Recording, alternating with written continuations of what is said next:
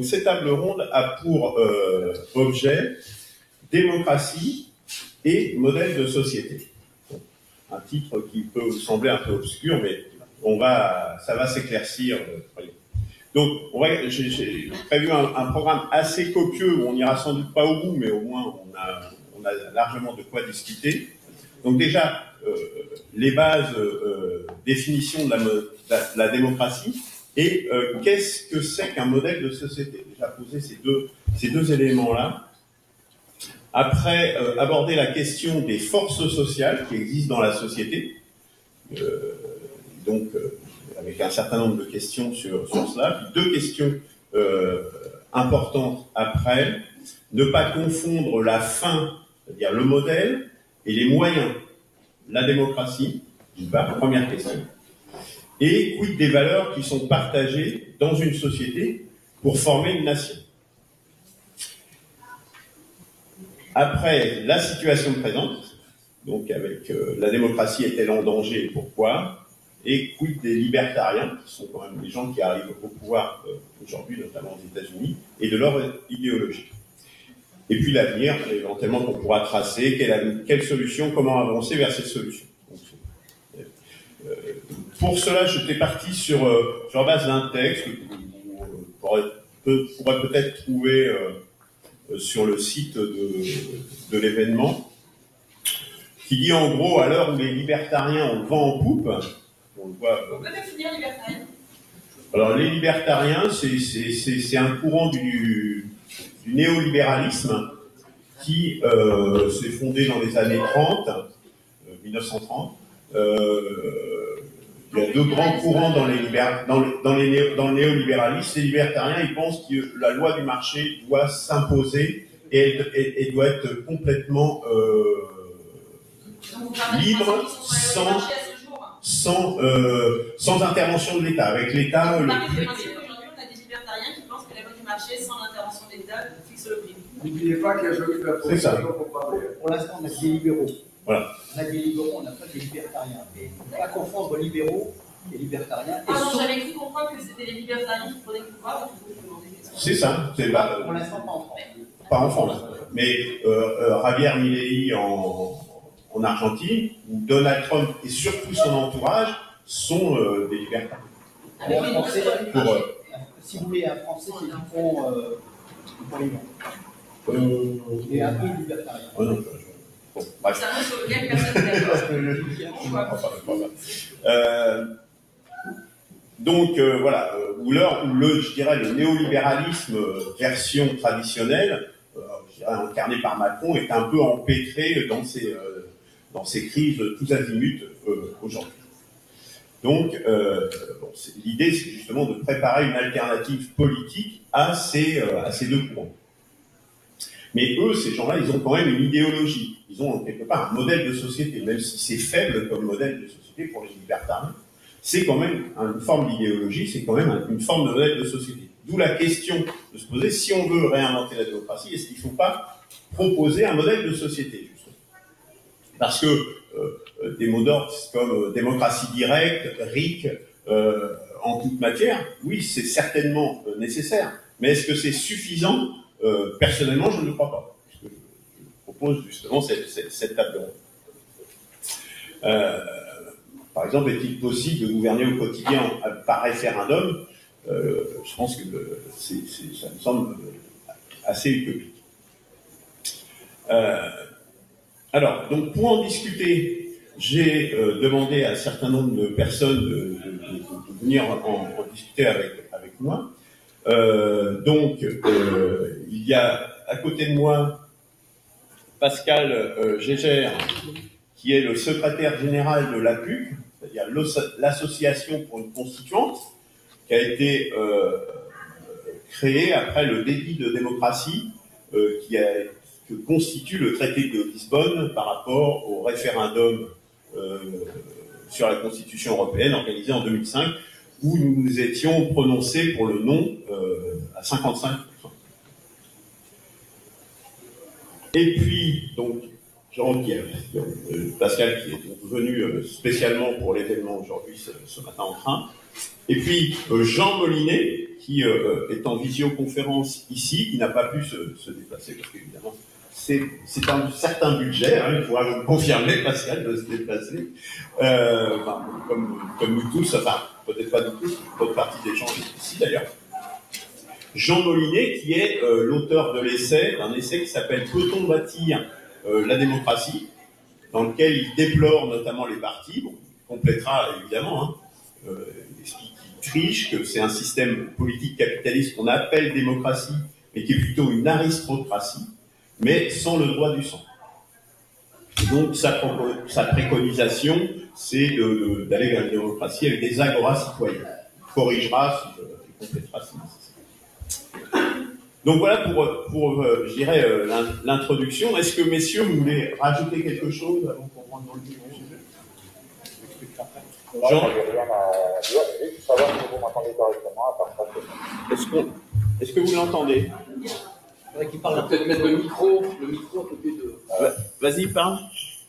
Oui, est-ce que vous m'entendez correctement là? Oui, donc il faut que je mette le micro là. Donc, quand tu parleras, Jean, oui, il faudra que tu me le dises, comme ça je déplacerai mon micro et je le mettrai près de la source. D'accord, pas de souci. S'il y a un cas de... Alors, déjà pour qu'on sache de quoi on parle, bon, démocratie, je pense que tout le monde sait à peu près ce que c'est ici, c'est le pouvoir du peuple. C'est le peuple qui, en définitive, exerce le pouvoir plutôt que ce soit un petit groupe de personnes, une aristocratie, ou une seule personne, une monarchie. Donc ça, je pense qu'on est à peu près au clair sur ce que c'est qu'une démocratie. Par contre, un modèle de société, c'est un petit peu différent. Un modèle de société, alors, moi, la façon dont je le définirais, c'est, de nombreux penseurs au niveau historique, c'est quelle est la classe dominante et comment sont organisés justement les rapports entre les classes sociales. On a eu des gouvernements du style esclavagiste, donc toute l'Antiquité notamment est esclavagiste, avec une classe d'esclaves, une classe d'artisans, on pourrait dire, de petites productions artisanales et agricoles, mais avec des esclaves qui faisaient la force de travail, puis une aristocratie qui reposait sur la force militaire essentiellement. Donc c'était les armées quelque part qui détenaient le pouvoir, c'était une force desquelles a découlé un peu la monarchie, avec des monarchies où l'esclavage avait tendance à diminuer de plus en plus pour de nouvelles formes, des formes on pourrait appeler de petites de production marchande, desquelles est issue notamment la bourgeoisie urbaine, qui elle, et là c'est un autre modèle de société, a pris le pouvoir, notamment en France en 1789, par la révolution qui l'a fait que c'est l'ère dans laquelle nous sommes aujourd'hui, du capitalisme. Ce sont les gens qui disposent de plus d'argent, parce qu'avant c'était des gens qui disposaient de la force brutale militaire qui avaient le pouvoir, au moins à l'origine. Or qu'aujourd'hui, bon, c'est les gens qui disposent de plus d'argent qui détiennent en réalité le pouvoir. Donc voilà ce que c'est qu'un modèle de société. Donc, pour une nouvelle démocratie, a-t-on besoin d'un modèle de société ou pas?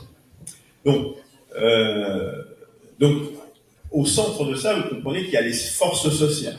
Et donc, j'ai posé une première question donc, à mes invités. Comment voyez-vous l'expression des forces sociales, justement, dans une démocratie renouvelée? Pascal. Je vais commencer par la moitié de ce que je souhaitais dire, mais la première chose que je voulais vous dire, c'est vous remercier de m'accueillir, parce que nous essayons avec plusieurs associations effectivement de faire le travail que nous sommes en train de faire, à savoir constater déjà un point positif, c'est que toutes ces associations, y compris votre présence ici le montrent, c'est que nous sommes tous d'accord sur un point positif, c'est que nous voulons que le peuple recouvre sa souveraineté. Donc ça, c'est très important.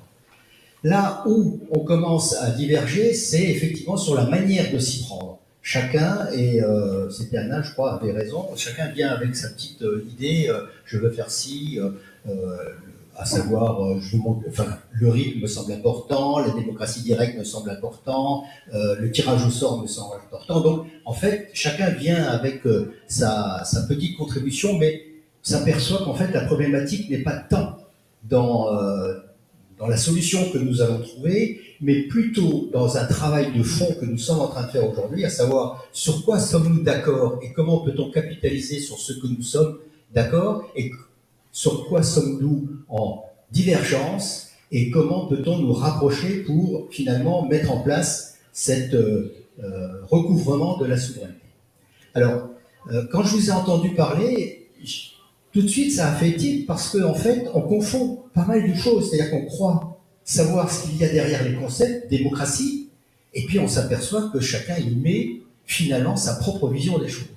Alors si vous permettez, avant de parler des forces sociales sur lesquelles je parlerai, la démocratie c'est une modalité d'exercice du pouvoir. Alors c'est vrai qu'on va nous dire la démocratie c'est le pouvoir du peuple par le peuple pour le peuple, ça c'est l'aphorisme de Lincoln, mais une fois qu'on a dit ça on n'a rien dit, parce qu'en fait on ne sait pas comment s'y prendre. Donc la problématique c'est de savoir, que la démocratie, c'est une modalité d'exercice du pouvoir qui s'inscrit dans une forme de gouvernement et qui est cadrée par un contrat qui a été défini et approuvé par le peuple. Ce qu'on appelle le modèle social. Donc il y a quand même trois choses. Il y a la démocratie, la manière dont on va exercer le pouvoir, dans un cadre politique, la République pour la France, et en fonction d'un contrat, un contrat social ou un modèle de société. Et moi, je mets le modèle de société là. C'est-à-dire quelles sont les valeurs qui font qu'on puisse travailler ensemble. Et quand je vous entendais parler, des fois vous parliez de démocratie en parlant de modèle. Donc vous voyez qu'il y a une différence. Donc c'est les trois plots-là qu'il faut voir. Et il y a un quatrième plot qu'il faut voir, c'est quoi? C'est le peuple. Et le peuple, il y a deux choses dans le peuple, c'est les gouvernants et les gouvernés. Parce que même si vous allez mettre une démocratie directe, il y aura toujours des gouvernants. Il y aura toujours à un moment donné des gens qui seront dans les assemblées locales qui prendront, entre guillemets, le pouvoir. Donc le problème, c'est démocratie, la manière dont on exerce le pouvoir, dans un cadre donné de gouvernement, ici c'est la République, par un contrat social qui a été approuvé par le peuple, et comment le peuple ensuite va organiser. Donc c'est tout ça qu'il va falloir travailler ensemble. Je vais m'arrêter là, je vais te repasser et après, ça va permettre à Jean effectivement, je suis passé directement aux forces sociales, mais la première chose, c'était les définitions. Jean, je te passe la parole sur cette première partie. Vas-y. D'accord. Alors, je vais commencer par... Alors, bon, je vais faire juste un mot rapide sur l'essai que j'ai écrit il y a quelques années déjà. Tout le monde peut télécharger gratuitement sur mon blog citoyendebout.org.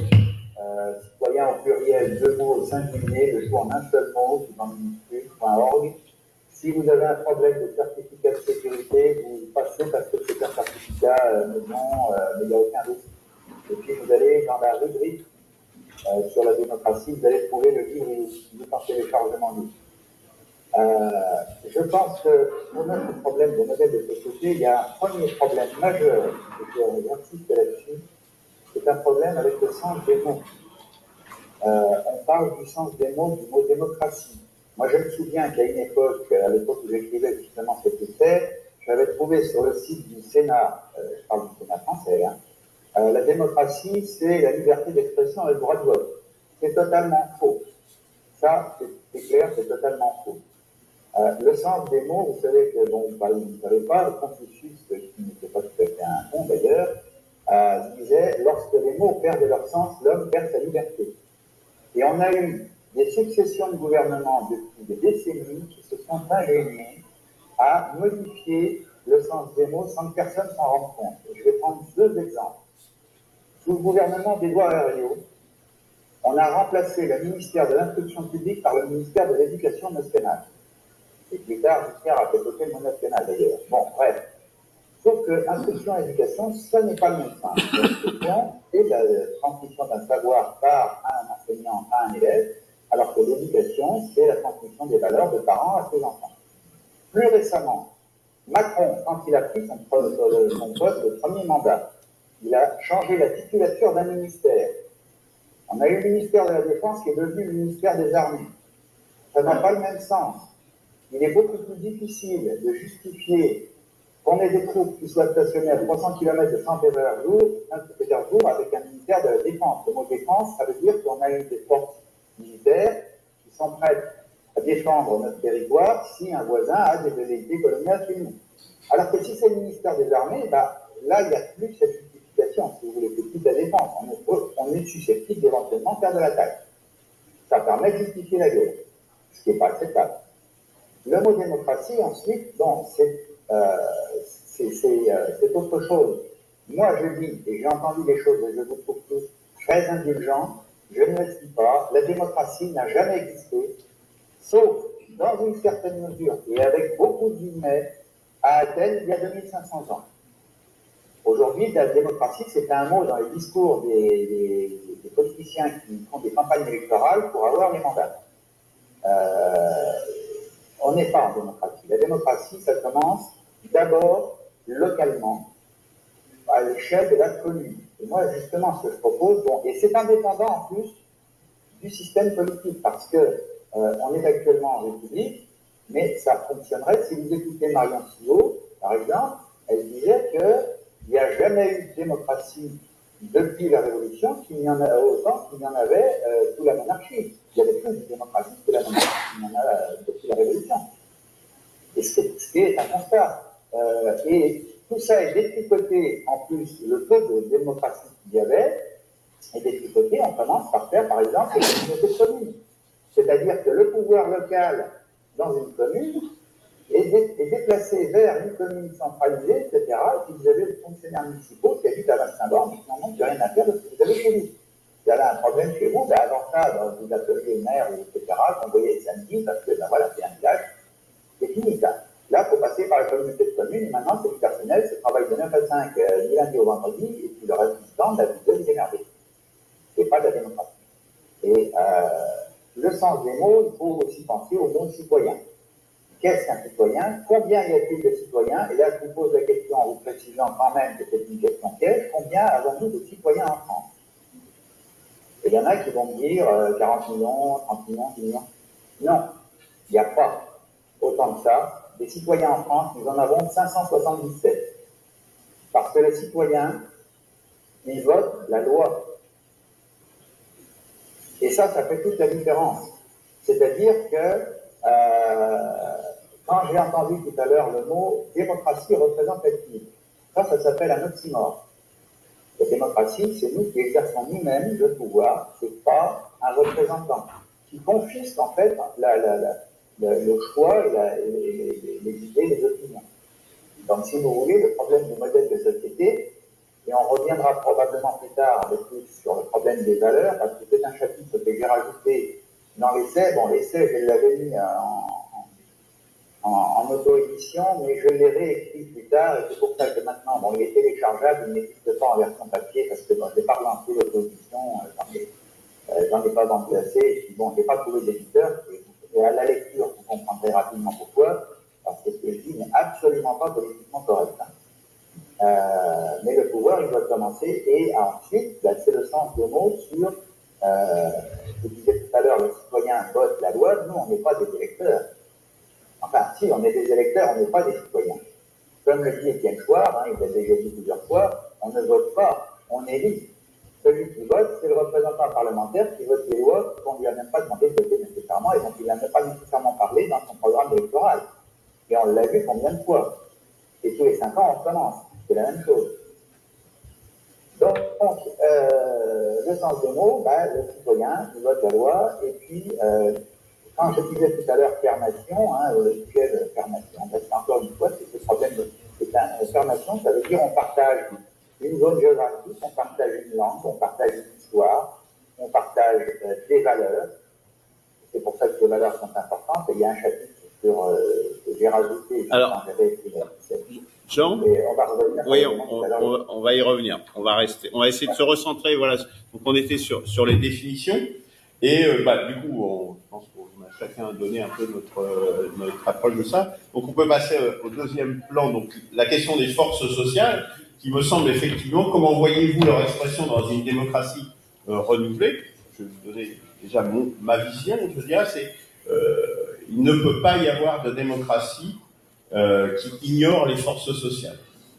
Les forces sociales, elles existent et elles s'exprimeront même si on prévoit un système qui prévoit de les ignorer.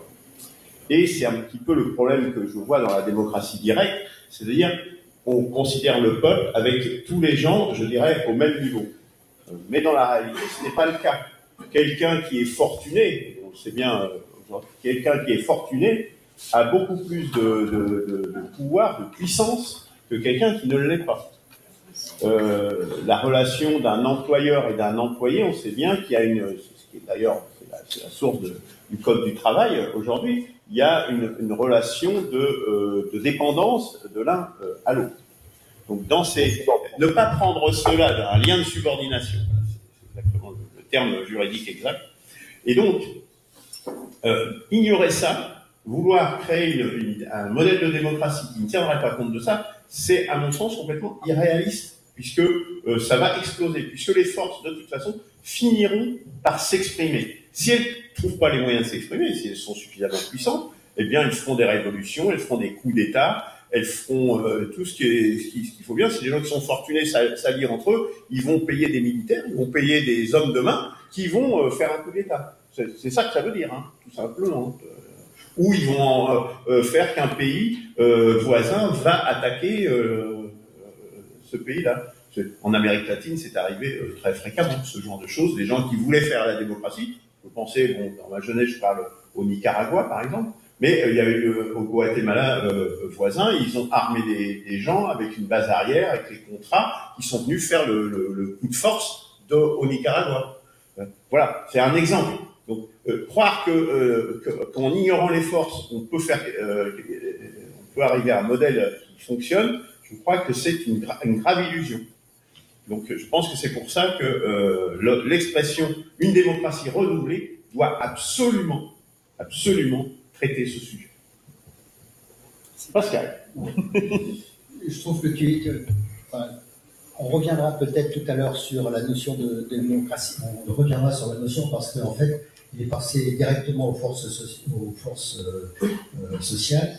Je vais y parler. Je vais en parler. C'est le thème de la table ronde. C'est le thème. Et en fait, la question qu'il faudra, mais vous allez peut-être, j'espère, me la poser tout à l'heure lorsqu'il y aura des questions, c'est qu'est-ce qui caractérise une démocratie et pourquoi aujourd'hui la France, par rapport à d'autres pays, est une démocratie, ce qu'on appellerait une démocratie imparfaite. C'est-à-dire qu'en fait, il y a eu un classement depuis 2006 de de 167 pays en quatre catégories, à savoir une démocratie pleine et entière, une démocratie imparfaite, une démocratie, enfin, un système hybride et puis les systèmes autoritaires. Il y a un certain nombre de critères qui font que la France, qui était à un moment donné considérée comme une démocratie pleine, parfaite, elle est depuis 2010 descendue. C'est-à-dire qu'il y a à peu près 60 critères qui font que, on peut classifier. Et ça, c'est intéressant, même si on conteste ça, c'est intéressant parce que c'est une étude longitudinale.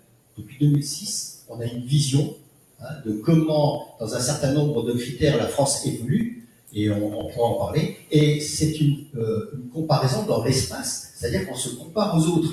Donc on peut ou non être d'accord avec ce système-là, mais l'avantage, c'est qu'elle nous montre une certaine continuité de la manière dont la politique française est menée aujourd'hui. Donc je m'arrête là. On n'a pas parlé du modèle social, j'espère que vous m'interrogerez là-dessus, on peut en parler, sur les forces sociales. Alors, on appelle ça aujourd'hui les forces sociales, mais sachez qu'il n'y a pas si longtemps, on appelait ça encore les corps intermédiaires, ou les corps constitués. Et il faut savoir qu'en fait, la France, depuis 1791, a une sainte horreur de tout ce qui peut faire obstacle entre la nation et le citoyen. Je vous ramène à au XVIIIe siècle avec les décrets Allard et la loi Le Chapelier que vous avez dû entendre au niveau du contrat de travail. C'est-à-dire qu'en fait, ces individus-là ont supprimé toutes les jurants, les ligues, les machins, c'est-à-dire que tout ce qui était les corps de l'Ancien Régime, supprimé. Et il a fallu un certain nombre d'années pour que des corps se reconstituent. Alors c'est qui ces corps? C'est déjà vous avez les syndicats, vous avez les partis politiques, et ces deux-là sont très critiques par l'indice de démocratie dans le monde pour montrer qu'en fait la France a une adhésion faible dans la mobilisation politique au travers de ces syndicats et des partis politiques, puisqu'ils ne représentent qu'eux-mêmes, les syndicats et les partis politiques ne représentent plus personne. Vous avez toutes les associations, quelles qu'elles soient, et les ONG. Bon, là, les corps intermédiaires. Vous avez également tous les mouvements sociaux. Alors, ils ont ou non des structures juridiques, hein. Les syndicats ont une structure juridique. Certaines ONG ont des structures juridiques, mais le mouvement MeToo, le mouvement Gilets jaunes. Les Gilets jaunes, etc. Donc, pas de structure, ou Nuit debout, etc. Mais ce sont quand même ce qu'on pourrait appeler des forces sociales. Vous avez toutes les chambres consulaires et vous avez toutes les organisations patronales, les chambres de médecins, enfin, toutes ces-là. Voilà, vous avez les médias et certaines grandes entreprises. Et maintenant, vous avez une force importante qui a pris de l'importance depuis quelques années, c'est tous les réseaux sociaux. C'est-à-dire qu'aujourd'hui, vous voulez intégrer toutes ces forces sociales dans une démocratie dite directe. Je vous signale que vous vouliez ou non parler de démocratie directe, vous serez quand même obligé de parler de forme de gouvernement, c'est-à-dire de république, et de savoir comment on va la caractériser, cette république-là. Vous serez obligé de parler de modèle de société, parce que c'est le modèle de société qui va dicter à la démocratie la manière dont le pouvoir doit être exécuté, dans le cadre d'institutions formes de gouvernement qui seront mis à la disposition de ces gens-là, et avec un regard particulier sur le peuple. C'est-à-dire que comment les gouvernés, finalement, laissent à un moment donné la place reprennent la place du gouvernant. C'est-à-dire comment il y a une circularité. Alors, pourquoi, finalement, en France, ça suscite tant de problèmes? Parce que, je viens de vous le dire, hein, c'est notre tradition jacobine, et on a une méfiance là-dessus. Et cette méfiance, elle est due, on l'a dit, à la crise de représentativité. Voilà. Les syndicats, les organismes politiques ne représentent qu'eux-mêmes, ils sont moins d'1% de la population. Il y a également une perception d'entrave à l'efficacité, c'est-à-dire qu'on pense, à juste titre des fois, que toutes ces organisations intermédiaires sont des freins et pas forcément des leviers de la démocratie, puisque finalement elles ont pour intérêt que leur propre force. C'est-à-dire qu'en fait, les syndicats vont ramer pour eux, les partis politiques vont ramer pour eux, les chambres consulaires vont ramer pour elles, etc. Donc le problème, c'est comment, à un moment donné, on peut donner une cohésion nationale à toutes ces dérives, ou à toutes ces entraves. Donc ça, c'est un problème. Et puis, il ne faut pas le négliger. Vous avez des récits contemporains. Vous citez Macron, qui en 2017, quand il a pris le pouvoir, quand il a eu le pouvoir, il s'est posé comme étant l'interlocuteur direct avec le peuple, d'où les grands débats, etc. Donc ces forces sociales, oui, il va falloir les intégrer parce qu'elles peuvent être une contribution importante à la démocratie. Mais oui, il va falloir les réglementer, les contrôler et les observer parce qu'à un moment donné, c'est les dérives. Et notamment lorsqu'on parlera de la démocratie est-elle en danger, eh bien, on parlera surtout des réseaux sociaux. Comment aujourd'hui les réseaux sociaux, les fake news, sont des outils qui vont, mettre cette démocratie, quelle qu'elle soit représentative, participative ou directe, en danger parce que, en fait, il y aura de l'intrusion extérieure au profit de personnes qui ont des intérêts particuliers, soit à faire en sorte qu'on ne fonctionne pas, ou soit à faire en sorte qu'on fonctionne pour eux. Voilà. Merci Pascal. Jean? Je n'ai pas grand-chose à rajouter à ce niveau-là, pour l'instant. Je ne sais pas, je reviens toujours encore une fois sur le sens des mots que je trouve très important quand on parle de loi. Il faut se poser la question, qu'est-ce que c'est qu'une loi? Pourquoi est-ce qu'on fait une loi? Pour bien comprendre le principe général, c'est représentez-vous une communauté locale, 150, 200 personnes, tout le monde se connaît, tout va bien. Est-ce qu'à priori, vous avez besoin de faire des lois? Non, a priori, tout se passe bien, il n'y a pas besoin. C'est à partir du moment où vous avez un des membres de la communauté en question qui déborde des règles plus ou moins tacites qui ont été évaluées dans cette communauté. Et on va dire, on va discuter, on va écrire des choses, on va dire, bah non, tout ça, on ne peut pas le faire. Et puis on l'écoute. Et ça, c'est notre loi, ça, on ne peut pas le faire.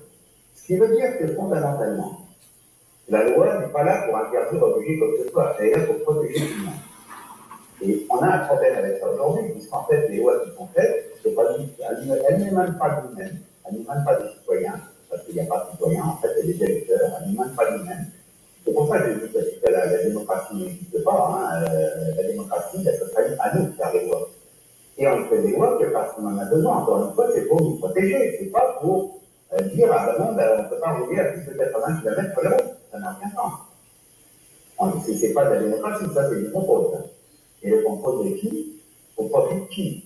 Et parce que derrière, il y a encore une fois des questions d'argent. Et des questions de gros sous. Donc, le modèle qu'on doit envisager, il va être indépendant du modèle politique, c'est-à-dire qu'on soit en république, en monarchie ou autre chose, de savoir si on peut l'appliquer, comment est-ce qu'on l'a construit. L'essai que j'ai fait, c'est une thèse que je propose, c'est une piste de réflexion. Il y a la remise à plat de la définition des mots. Pourquoi? Parce que le même mot doit être compris de la même manière que ce soit à Bordeaux, à Strasbourg, à Brest, à Marseille, n'importe où. Le même mot en France doit avoir le même sens partout. Et on ne s'entend pas nécessairement sur le sens des mots, c'est pour ça que pour l'instant, ça passe dans la smooth, parce que il y a des esprits scientifiques, des mots qui ont été détournés par des gouvernements successifs, qui fait que c'est difficile de se comprendre. On dit qu'on est en démocratie représentative, je le disais tout à l'heure, ça c'est un document, ça n'existe pas. Et la démocratie participative, ça s'appelle un peu la démocratie, c'est la démocratie. Et nous décidons. Et on décide au niveau d'abord local. Après, il y a évidemment les problèmes au niveau national, quand on forme une nation. Et à ce moment-là, il faut savoir ce que c'est que la nation. Il faut savoir ce que c'est la différence entre la nation, l'État et le pays. Ce sont trois choses différentes qui marchent ensemble, mais qui sont différentes. Le pays, c'est une zone géographique.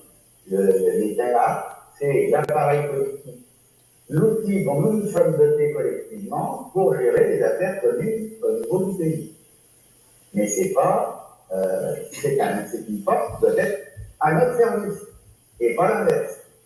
Or, le problème, il est là, c'est que ces messieurs, dames, ont inversé les choses et ont décidé que c'est eux qui décidaient à notre place, et qui ont décidé en 2005 que, par exemple, là, notre voix ne comptait plus.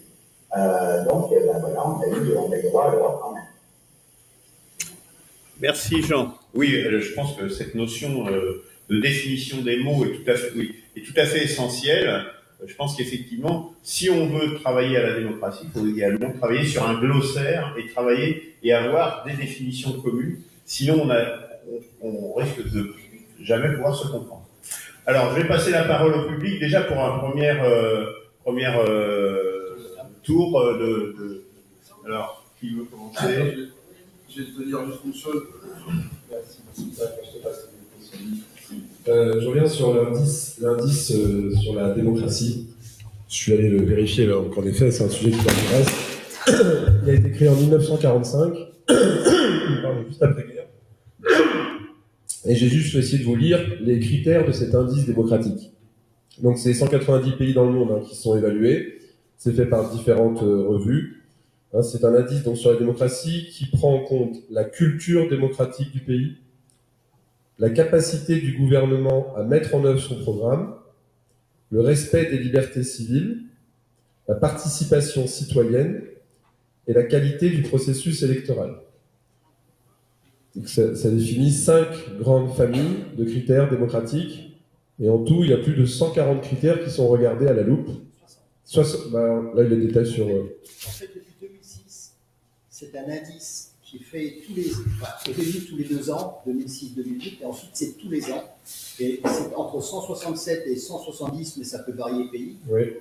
Il y a 5 catégories, vous l'avez dit, oui. Et dans ces 5 catégories, il y a 60 critères. Et ce qui est intéressant, c'est de savoir pourquoi la France a été déclassée. Oui. Et si vous voulez, on va en parler. Mais tout à fait. C'est ces problèmes-là qu'il faut aussi travailler pour demain construire entre guillemets une démocratie, non pas idéale, mais en tout cas une démocratie qui fonctionne mieux que celle qui ne fonctionne pas aujourd'hui.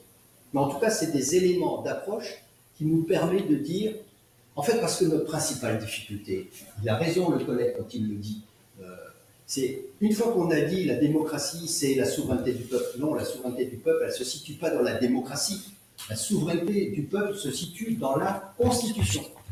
C'est la Constitution, c'est-à-dire c'est le modèle de société que nous voulons, que nous définissons, Et ce modèle de société, on va pouvoir en parler, il a été approuvé constitutionnellement par le peuple, et c'est la règle, j'allais dire, idéologique que l'on va imposer au cadre déontologique qui est la démocratie. C'est-à-dire celui qui va appliquer la démocratie sera obligé de respecter les règles déontologiques fixées par le cadre idéologique, à savoir la Constitution, d'accord?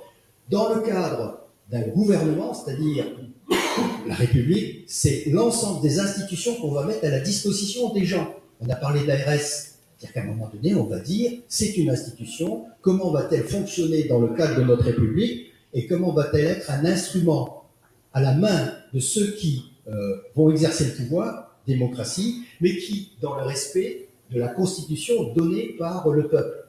Donc vous voyez que, en fait, la problématique, c'est toutes ces relations systémiques entre un cadre idéologique, la Constitution, un cadre politique, la République, un cadre déontologique, la démocratie, c'est-à-dire je respecte les règles quand je vais exercer le pouvoir, et tout ça donné par le peuple. Donc vous voyez que et quand on dit c'est nous le peuple, oui, je suis d'accord avec vous. Il n'y a pas eu de démocratie réelle dans le monde. C'est-à-dire qu'il n'y a pas un pays dont le pouvoir a été donné au peuple, à savoir qu'il a défini un gouvernement, il met en place un gouvernement et un gouvernement pour lui.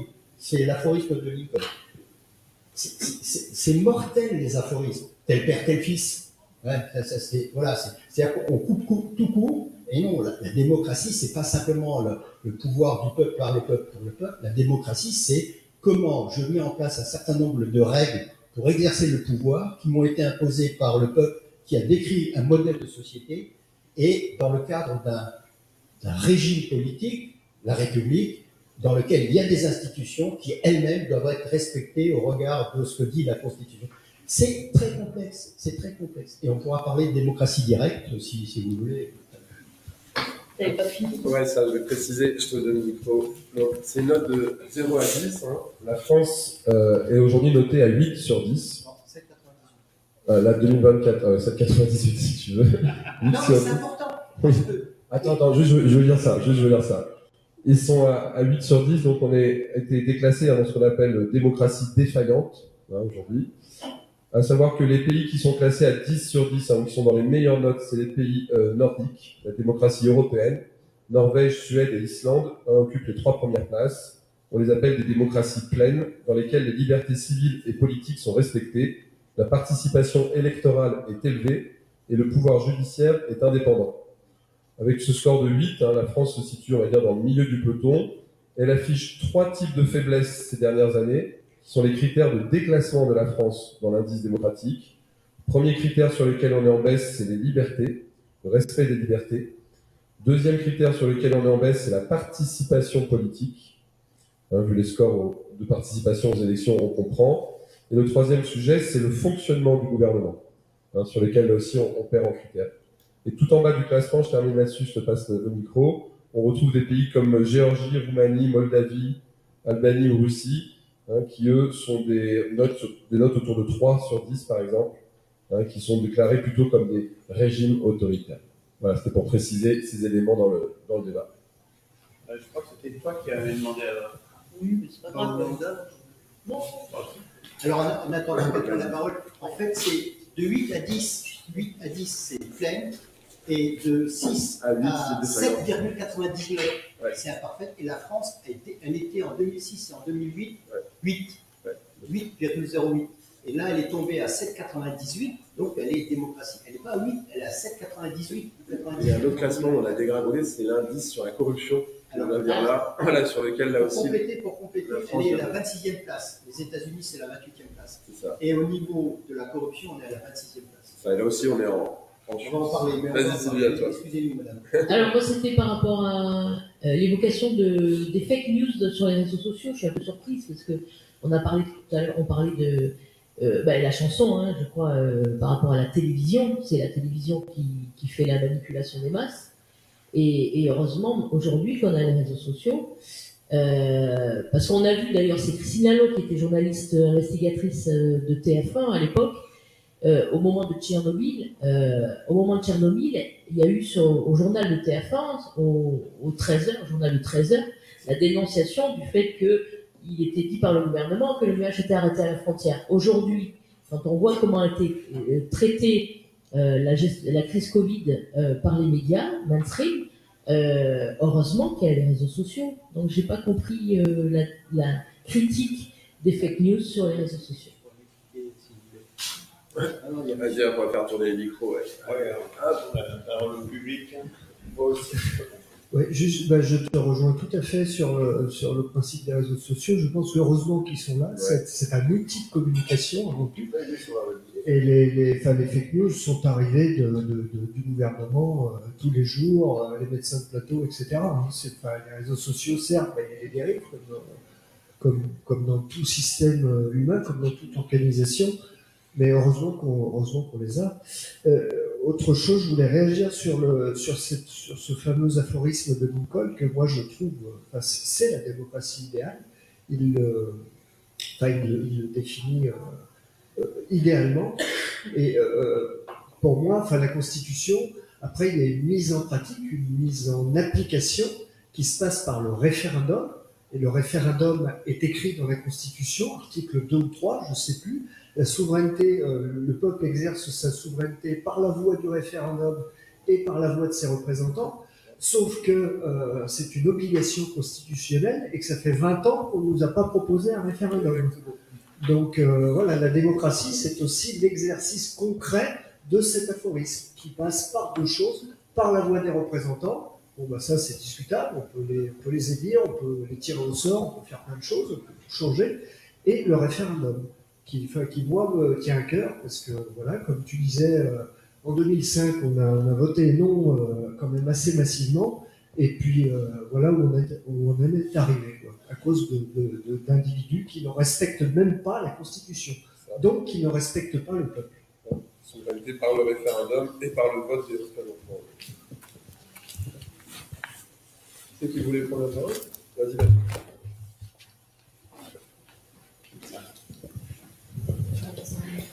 Moi, je suis très intéressé par le thème, modèle de société.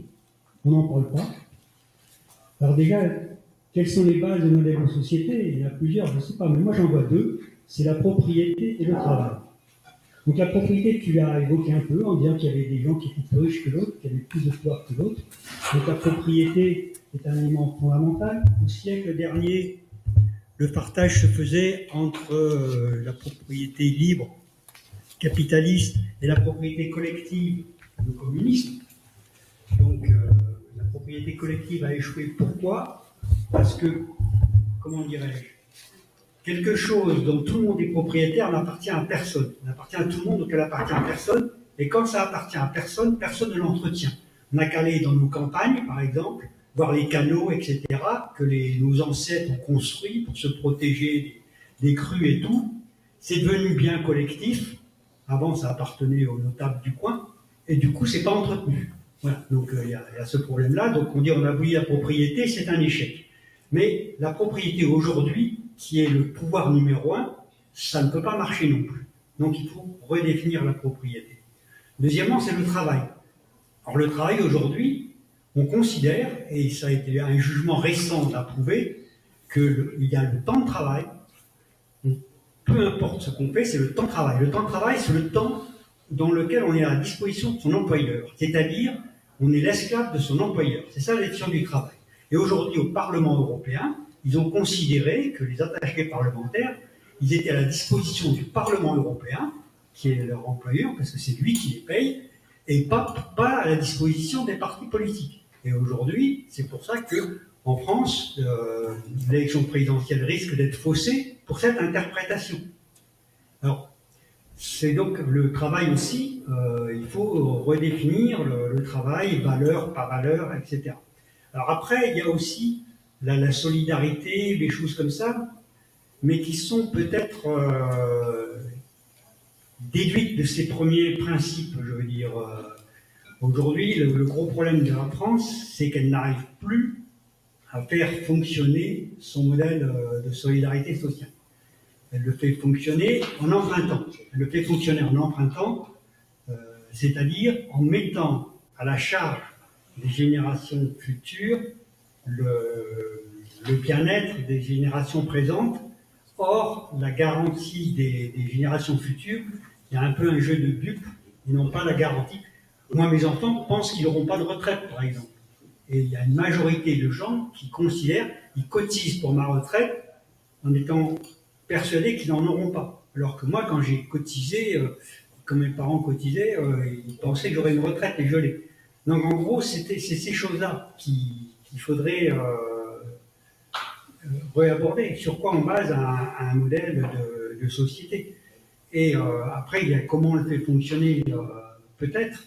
Alors, je ne sais pas si on abordera ces sujets, ce que vous en pensez, mais modèle de société, c'est basé sur quoi concrètement?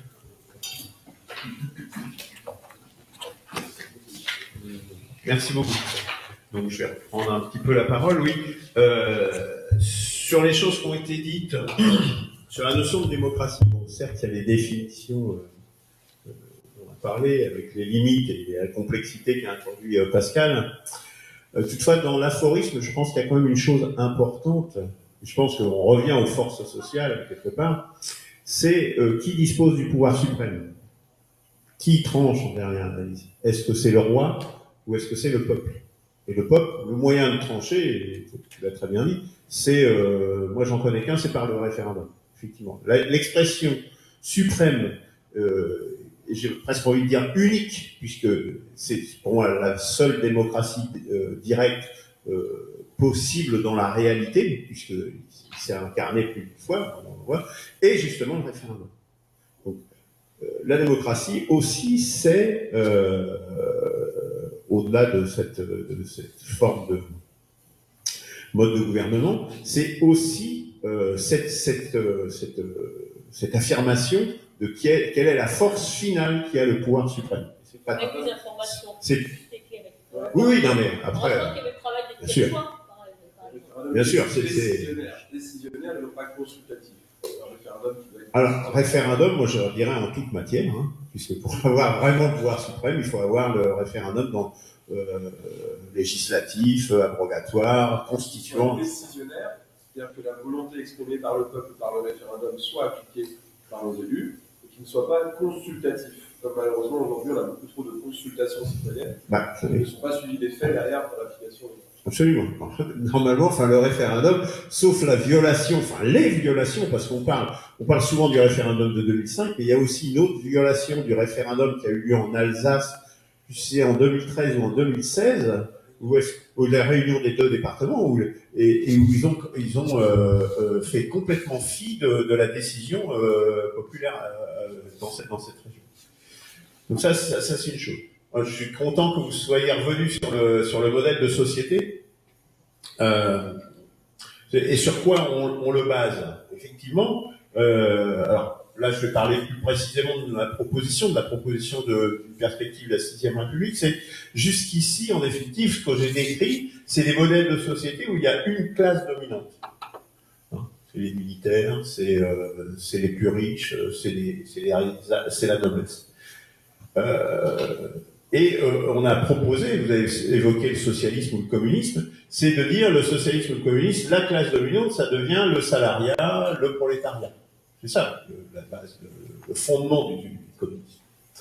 Et force est de constater qu'au XXe siècle, et même au XXIe siècle, on a des difficultés avec ça. Et que ça n'a pas pu, c'est l'expérience de l'URSS, mais il y en a d'autres, au-delà des difficultés, les embargos, etc., font partie du domaine de l'expression des forces dont vous parliez tout à l'heure. Comment on fait dans cette situation? Parce que quelque part, on a l'impression que les modèles de société, on a épuisé le spectre de ce qui était possible et qu'on arrive toujours dans une impasse et on se retrouve aujourd'hui, c'est une des forces du macronisme et des néolibéraux, quelque part, c'est qu'ils se disent, on s'en fiche de toute façon. À nous, il n'y a pas d'alternative. C'est même une phrase de Margaret Thatcher. There is no alternative. Il n'y a pas d'alternative au modèle de société. Le libéralisme a gagné. Bon. Imaginez, moi je le mesure beaucoup dans l'esprit des gens, des jeunes souvent, qui ont l'esprit formaté uniquement par cette notion de de libéralisme et plus tellement justement de collectifs ou de choses comme la sécurité sociale, qui sont d'autres modèles, des modèles qui fonctionnent, puisque la sécurité sociale, on voit bien que ça fonctionne depuis des années et des années. Donc nous, la proposition, c'est un modèle de société différent avec deux classes. Donc c'est un modèle vraiment différent, avec deux classes en opposition, coopération permanente.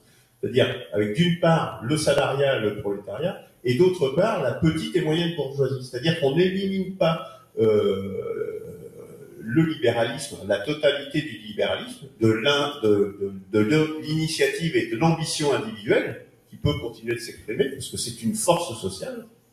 Donc il faut qu'elle puisse s'exprimer, mais il faut la canaliser. Tout comme les forces, je dirais, révolutionnaires, peut-être des salariés, doivent aussi pouvoir s'exprimer, mais faut pas que ces forces, faut pas qu'il y ait des forces qui deviennent telles qu'elles soient dominantes, qu'elles puissent dominer le reste de la société. C'est pour ça qu'il faut également, dans le modèle que nous proposons, c'est d'éliminer l'extrême richesse et l'extrême pauvreté. Ça va avec. Parce que ceux qui sont très puissants d'un point de vue de leur richesse vont finir par imposer leur volonté, notamment au travers du soudoiement des extrêmement pauvres, qui sont ce qu'on appelle généralement le prolétariat, des gens qui sont à peu près à tout, les mafias, hein, pour parler clairement, qui sont prêts à tout, de toute façon, à faire le coup de main si nécessaire, pour peu qu'ils y tirent un avantage financier. Donc, voilà pour revenir sur cette notion de modèle de société. Je sais pas si je te repasse la parole, Jean. Oui. Oui, ok, j'aurais bien des choses à dire. Et là, je reviens un peu sur deux points, le problème de la Constitution et le problème des classes. La Constitution, de toute façon, alors, je reprends des propos qu'a déjà tenu Étienne Chouard mille fois. On sait, et on doit bien être convaincu qu'elle ne doit pas être écrite par les gens qu'elle est censée contrôler. C'est pas aux gens de pouvoir d'écrire la Constitution, c'est aux citoyens. Puisque, on revient sur ce que je disais tout à l'heure, sur ce qui forme nation, c'est le partage de valeurs. Ce qui m'amène au point sur les classes. Je me pose la question de l'idée de deux classes. Une classe privilégiée et une classe moyenne, voilà. Je ne suis pas très certain que ce soit une piste intéressante parce que ça pose un problème de division de la nation, parce que ce sont éventuellement deux groupes qui ne partagent pas les mêmes valeurs, donc qui ne forment pas nation l'une avec l'autre. Là, on a un problème à ce niveau-là. Hein. Bon, c'est une idée c'est une piste de réflexion que je lance. Hein. Encore une fois, c'est pas nécessairement, voilà. Donc, on doit se poser, à mon avis, la question, quand on va faire une constituante, comment est-ce qu'on la définit? Donc, a priori, on peut imaginer qu'on peut la désigner par tirage au sort. C'est ce qui va être probablement le plus représentatif parce que il y aura des gens riches, il y aura des gens pauvres, il y aura des fonctionnaires, il y aura des paysans, il y aura des médecins, il y aura des gens de toutes les catégories. Et c'est surtout, il faut qu'évidemment le nombre de participants à cette constituante soit suffisamment important pour être représentatif. Et il y a des calculs qui existent pour ça, je ne les ai pas en tête du tout, hein, mais je dirais qu'une assemblée entre 500 et 800 personnes peut ressembler, représenter, être très représentative de la société française dans tous ces aspects, de façon à ce que on ait à ce moment-là un socle constitutionnel qui va nous donner les outils pour exercer effectivement une démocratie, ce que nous n'avons pas. Là, bon, pour l'instant, on est sous une constitution qui a été écrite à l'origine par De Gaulle et qui a été tripatouillée depuis 50 ans, 60 ans, dans tous les sens, et qui n'a plus de sens aujourd'hui, parce que bon, ils ont tous tout en l'air, pour prendre le contrôle et créer justement ce problème de classe, une classe dirigeante privilégiée qui se fout éperdument de ce qu'on pense, qui va nous faire dans des grands discours, oui, on va faire des consultations citoyennes, et une fois que les consultations citoyennes sont faites, ils prennent leur patlard et ils foutent ça dans la poubelle. Bon, ah oui, mais ça ne sert à rien. Et en attendant, on continue, nous, à payer pour leurs décisions. parce que ce ne sont même pas les nôtres, même si le mot démocratie, encore une fois, il ne sert que dans les discours de ceux qui veulent les faire vendre. Et ces gens-là ne sont pas à notre service, ils sont à leur propre service. On parlait tout à l'heure des syndicats qui ne représentent plus qu'eux-mêmes. Oui, et effectivement, on a le problème de qui désigne ceux qui sont au pouvoir. La Constitution, elle est censée définir qui a le pouvoir sur quoi ou sur qui.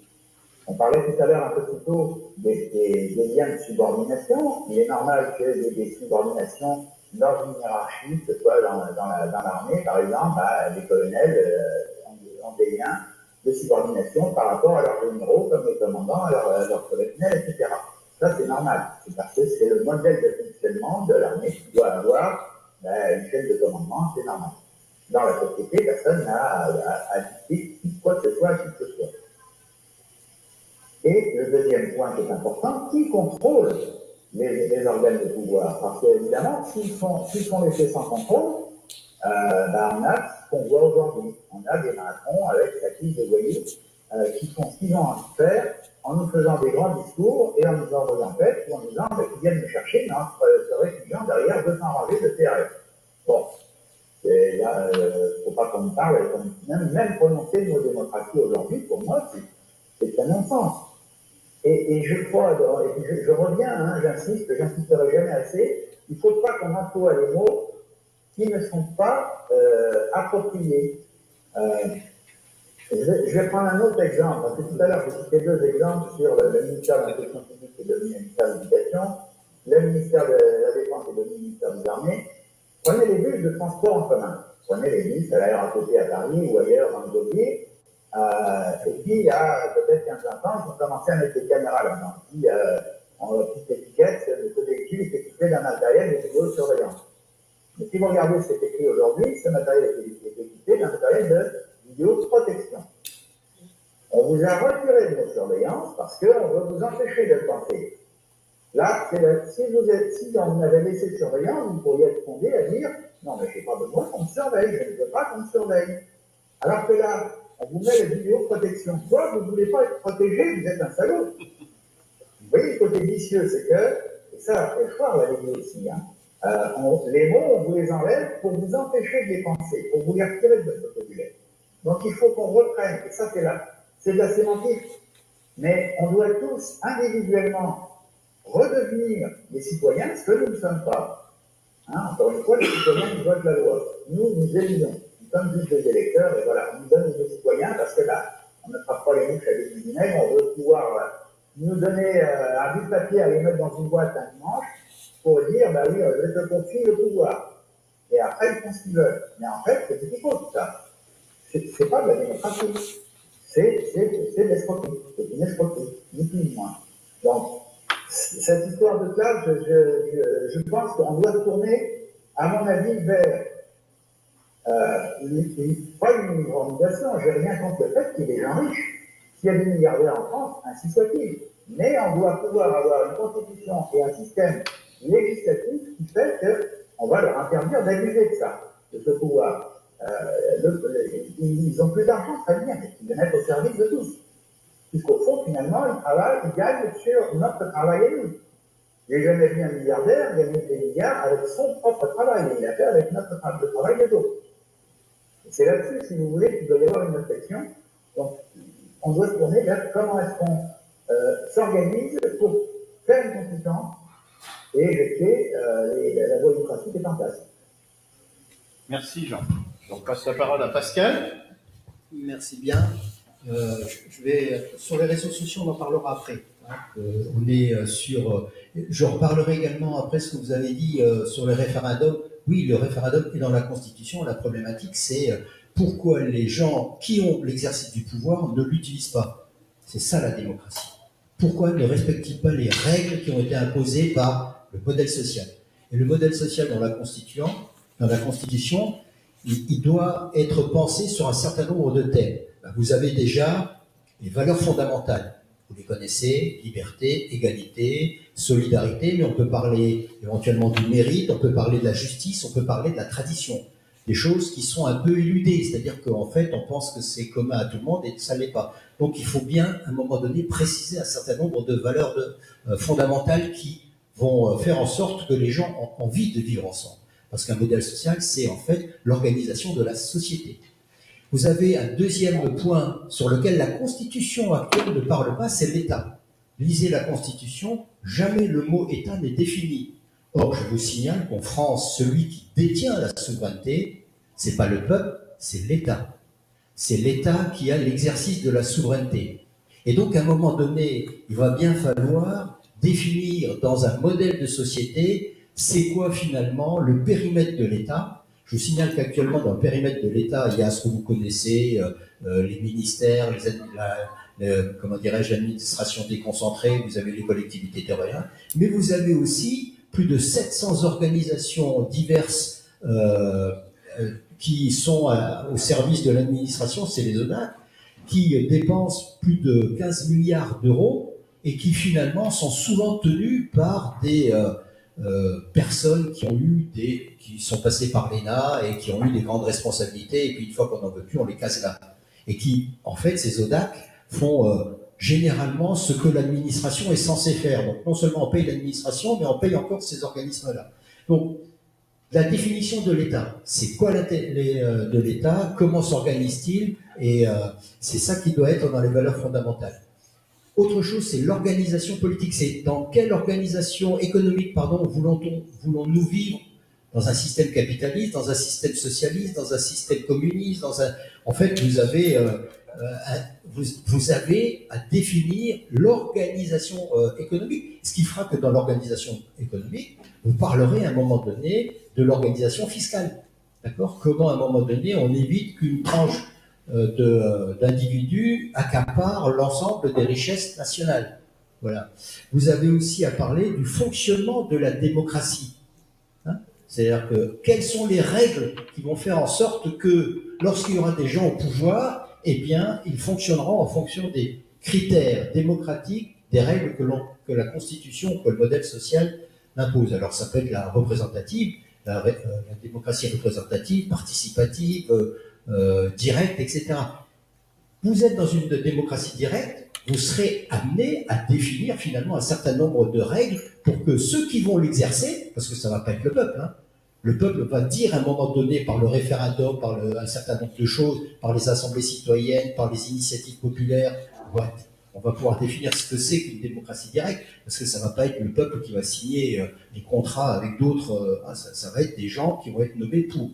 Donc il va bien falloir définir les règles déontologiques de l'exercice du pouvoir. C'est ça. Et vous avez aussi des modèles de cohésion sociale que vous allez devoir mettre. Est-ce que, en fait, on est comme en France où on essaye de faire l'assimilation, l'intégration, ou parle-t-on du multiculturalisme, du communautarisme, etc. Donc, c'est tous ces points-là, les 6 points-là, que le modèle social doit exprimer. Voilà, je ne dis pas lequel est bon, lequel est mauvais, mais je dis, si vous voulez parler d'un modèle de société qui ensuite devienne la constitution, qui va être soumise au peuple pour que ce peuple dise c'est ça que je veux parce que c'est ça qui va faire la cohésion, l'unité de la nation, et donc je le signe, je l'approuve, et hop, vous avez toutes les règles de démocratie qui vont être fixées, etc., etc., etc. Et je suis d'accord avec ce qui se passe aujourd'hui, c'est-à-dire que quand on regarde comment fonctionne un gouvernement aujourd'hui, tiens, on parlait de la loi. D'accord? C'est pas les 577 parlementaires qui la votent, puisque en fait vous avez 2 modalités d'initiative de la loi, une qui est à la main de l'exécutif, on appelle ça des projets de loi, c'est le gouvernement qui dit ben, là le projet de loi que je vous soumets, vous parlementaires, vous le votez. Alors jusqu'à présent, ils votaient comme un seul homme parce que vous avez depuis l'inversion du calendrier législatif, vous avez tous les députés qui votaient comme un seul homme et qui dépendaient du président. Aujourd'hui, c'est plus le cas. Avec la dissolution de l'Assemblée nationale, vous avez vu ce qui se passe aujourd'hui. C'est le foutoir absolu. D'accord ? Donc vous avez les projets de loi. 80% des projets de loi sont initiés par le gouvernement. C'est pas les représentants du peuple. Ils le votent parce que c'est le gouvernement qui a, donc c'est des ministres qui ont proposé ça. Et puis vous avez, allez, entre 5 et 20%, voilà, de lois qui sont proposées par les représentants, par les parlementaires. Donc c'est les parlementaires, à ce moment-là, les représentants du peuple, qui proposent des lois. Mais vous vous rendez compte que la majorité des lois sont des lois qui viennent du gouvernement. Si, c'est ça. Et alors, attendez, je termine. Et ces lois que propose le gouvernement viennent généralement de l'Union européenne. C'est des directives européennes. Donc vous voyez qu'en fait, la loi, c'est pas forcément l'expression populaire. C'est l'expression, à un moment donné, du gouvernement. Vous n'étiez pas d'accord sur le pourcentage? Il y a à peu près 80 lois.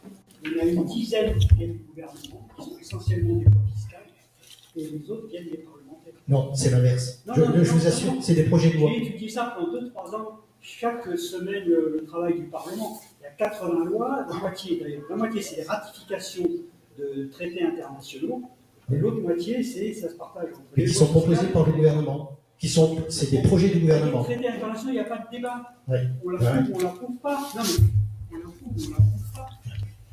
80% des traités internationaux, c'est pour éviter les doubles impositions.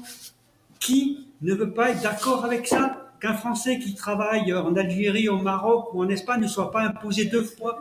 Qui va s'opposer à ça? Le problème, c'est que là, personnellement, je ne critique pas la nature de la loi. Je dis, voilà comment que ça se passe. C'est-à-dire qu'en fait, c'est pas aujourd'hui les parlementaires qui sont à la manœuvre, c'est pas le peuple qui est à la manœuvre, c'est le gouvernement et l'Union européenne qui sont... En fait, aujourd'hui, il y a une primauté du droit européen sur le droit national, à cause de ça. C'est-à-dire qu'aujourd'hui, nous ne sommes plus souverains puisque nous ne définissons pas notre loi, elle ne vient de la communauté européenne. Donc voilà ce que je voulais dire là-dessus. Et dernière chose, pour la retraite, je veux dire 2 mots.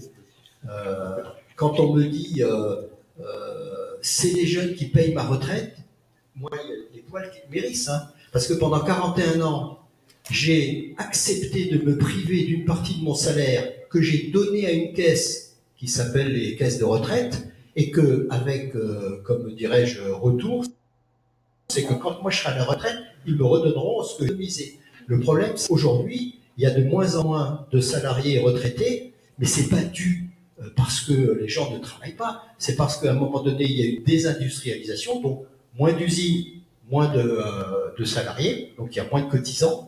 Ensuite, on a mis en place finalement les auto-entrepreneurs qui sont sur des mécanismes fiscaux et de retraite fondamentalement différents aux salariés, ce qui fait qu'en fait, aujourd'hui, s'il n'y a plus de sous dans les caisses de retraite, c'est pas parce qu'on travaille moins, c'est parce qu'en fait, il y a eu des politiques économiques, il y a eu des politiques d'industrialisation, il y a eu des politiques fiscales qui font qu'à un moment donné, les flux se sont taris. Mais voilà, c'est en fait, moi, les caisses de retraite ont une dette envers tous les retraités. Parce que les retraités sont privés de leur... Et si aujourd'hui, on a du mal à payer ces retraites-là, c'est pas dû aux retraités, c'est pas dû à ceux qui travaillent, c'est dû à ceux qui ont pris des décisions politiques sur le plan industriel, sur le plan fiscal, sur le plan social. C'est tout. C'est-à-dire que... Mais naturellement, c'est pas de leur faute, donc on va paramétrer, c'est-à-dire qu'on va allonger la durée du travail, on va augmenter les cotisations et on va diminuer les taux de retraite. Mais c'est un scandale. C'était pas le deal lorsque moi, depuis 1972-13, j'ai commencé à travailler. On m'a pas dit en fait que je verrais ma retraite imputée parce qu'il n'y aura plus de sous en 2025 dans les caisses. Mais ça, c'était pas mon problème. C'est leur décision politique qui ont fait qu'il y a moins de sous dans les caisses. Voilà, et quand on me dit ah oui, moi je te paye ta retraite, non, la retraite, je me la paye moi-même. Hein, par contre, il n'y a pas assez de cotisants pour. C'est tout. Alors, c'est pas capitalisation, on a perdu Jean, il s'est déconnecté. Non, je vais répondre un peu sur les retraites. Voilà. Mais il y a de moins en moins de salariés. Pourquoi? Parce qu'on a désindustrialisé, parce qu'on a dit maintenant on va changer le salariat en auto-entrepreneur. Donc il faut savoir que toutes les charges patronales que quand on paye sur les caisses sur les salariés, l'auto-entrepreneur. Et les caisses automatiques des grandes surfaces. Il faudrait faire cotiser à la retraite les caisses automatiques. Et puis il y a tout la prise en charge des caisses, des charges sociales pour les smicards, c'est-à-dire que les employeurs, ils sont exonérés des charges sociales pour les smicards. C'est l'État qui paye. Donc il y a moins de caisses. Oui, pour les retraites. D'abord, on a la Constitution de 46 et son préambule, qui dit notamment qu'on doit une solidarité aux vieux travailleurs. C'est ça le fondement. Les retraites, ça ne répond pas à cet objectif. Parce que dans le préambule de 46, on ne dit pas que la retraite, elle est proportionnelle aux cotisations ou au travail qu'on a fait. Elle dit que c'est un droit de vivre dignement. Donc, les retraites, c'est proportionnel à ce qu'on a acquis dans sa vie. Donc, c'est un des moyens, mais ça ne répond pas à l'objectif de la Constitution. Deuxièmement, moi j'ai lutté contre la réforme d'Elisabeth Borne, parce que qu'est-ce qu'on demande? Ce qu'on n'a jamais dit, on demande aux pauvres travailleurs de travailler 2 ans de plus pour payer la retraite des cadres supérieurs. Et donc ça, c'est ça qui est choquant. Cette réforme, elle était un peu stupide, etc. Mais cela étant, il y a quand même un problème d'équilibre des caisses de retraite qui fait que, c'est ce que je dis sur le modèle social, est-ce qu'il faut asseoir sur le travail alors qu'il y a quand même la population des personnes âgées qui augmente actuellement? On vient de créer une nouvelle classe d'âge qui sont les hyper-centenaires, c'est-à-dire les gens de 105 ans et plus, qui sont beaucoup plus nombreux aujourd'hui que les centenaires étaient en 1970. Donc voilà, on arrive à un moment donné, et quand on s'aperçoit que les gens vont passer plus de temps à la retraite qu'au travail, on se doute bien qu'il y a quand même des problèmes. Alors après, comment on fait fonctionner ça? Ça fait aussi partie du modèle de société, parce qu'en réalité, les personnes âgées, les retraités, les pensions qu'elles reçoivent, d'abord elles rendent des services à la collectivité, et deuxièmement elles la réinjectent dans le monde économique.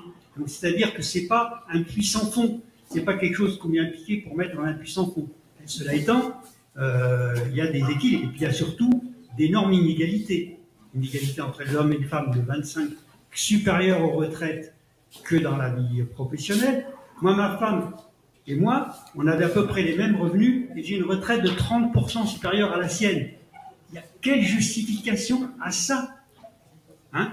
Mais les femmes, qu'est-ce qu'elles préfèrent? Elles préfèrent l'écriture inclusive à l'égalité salariale. Qu'est-ce que vous voulez que je fasse? Moi, je ne suis pas une femme, je ne comprends pas. Je ne pas comprendre comment on peut raisonner comme ça, et je vois les résultats qui sont assez catastrophiques. Bon.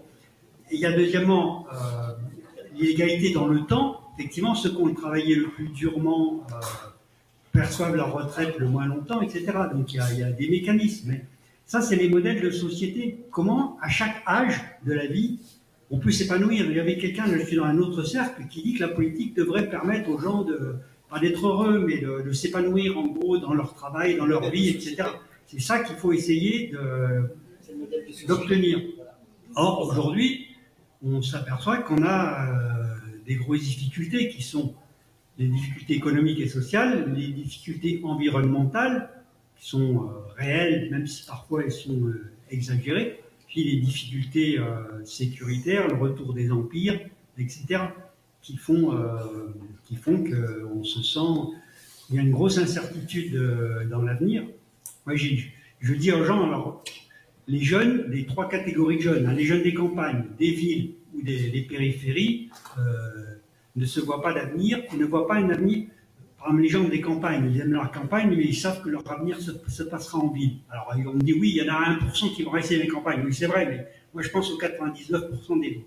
Ceux qui sont dans les banlieues, ils n'envisagent que d'en sortir. Et quant aux fils de bourgeois des grandes villes, eh ben, ils n'envisagent plus de vivre comme ça. Ils veulent partir sur les routes. Moi, j'ai ma fille actuellement qui était au Maroc, en Espagne, dans un van. Voilà, elle est partie et elle ne veut plus travailler, elle ne veut pas, etc. Et elle veut vivre sa vie et elle ne croit plus dans le monde qui a été construit par ces gens qui ont les moyens, qui ont les...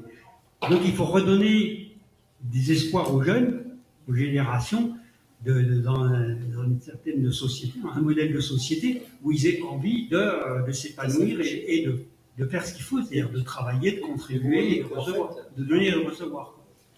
Vous voyez, dans le modèle de société, il faut voir tout. Vous avez utilisé un terme, vous avez utilisé un terme que le collègue qui était à la télévision aurait rebondi, c'est-à-dire que vous avez parlé de pension. C'est vrai qu'on parle de pension, mais sur le plan économique, les retraites sont des salaires différés. C'est-à-dire que le terme salaire différé est un terme économique qui est pris en compte dans la gestion des grands groupes, notamment américains, puisqu'ils sont obligés de gérer les retraites, etc. Donc, la retraite, c'est un salaire différé. Je me suis privé pendant 42 ans d'une partie de mon salaire pour qu'on me le redistribue après. Une retraite. Mais joue dans ta cour quand même, t'as assez donné, maintenant laisse la place aux jeunes. Hein. Voilà, non, c'est un salaire différé. Donc, ça veut dire qu'il est lié à une dette que quelqu'un a envers la société. C'est pas de la bonté d'âme, hein, la retraite. C'est parce que vous êtes privé pendant un certain temps d'une partie de votre salaire.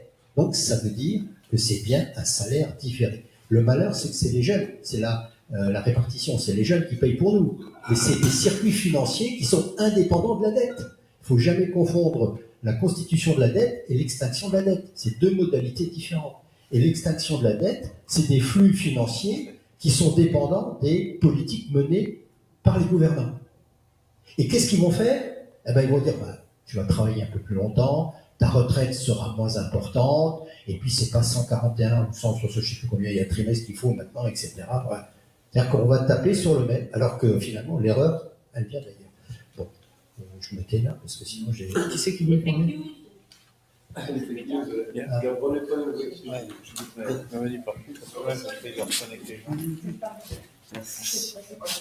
Ah, ça y était là. Jean est de retour. Je vais faire très très court. Je voudrais partager mon avis aussi. Et là, on te voit plus parler de modèle de société.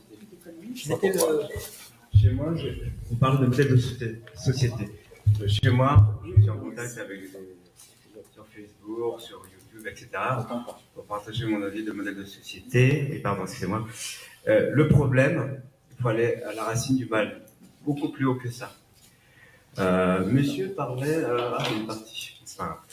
Monsieur parlait justement d'un système, mais moi j'ai envie de dire, il faut aller au-delà, c'est-à-dire, pour moi, la racine du mal, c'est les milliardaires. Pourquoi? Parce que eux, ils achètent tout. À partir du moment où on peut acheter des gendarmes, des policiers, une armée, un État entier, ils achètent des îles, ils n'arrêtent pas d'acheter encore des îles, pas si longtemps. Donc à partir du moment où vous avez le pouvoir de l'argent, vous pouvez faire ce que vous voulez.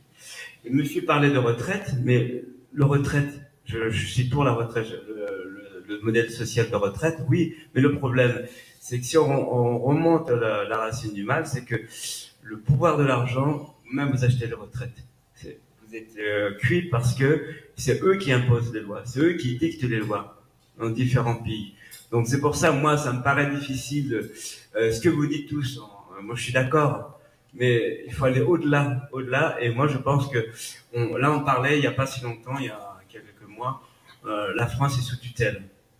Bien, ok, mais si on remonte à la racine du mal, moi j'ai plus envie de dire, il faut mettre sous tutelle les milliardaires, parce que quand vous avez des petites gens qui sont en dette, on peut régler le problème, c'est votre faute, c'est vous le problème. Vous n'avez qu'à vous marier, vous n'avez qu'à pas avoir d'enfants, vous n'avez qu'à pas acheter une maison, vous avez qu'à. Par contre, les milliardaires, eux, ils achètent tout. Et c'est eux qui créent le problème. Le problème, il est là, en fait. Moi, je pense que mettre sous tutelle la France, je trouve ça un peu gonflé. Par contre, mettre sous tutelle des milliardaires, je suis en train de travailler dessus avec les autres, je me pose la question. Je ne sais pas ce que vous en pensez, je termine là. C'était... Voilà. Non, j'ai vérifié, c'est bien le projet de loi. Le micro, normalement, c'est mieux, non? Oui, c'est ça.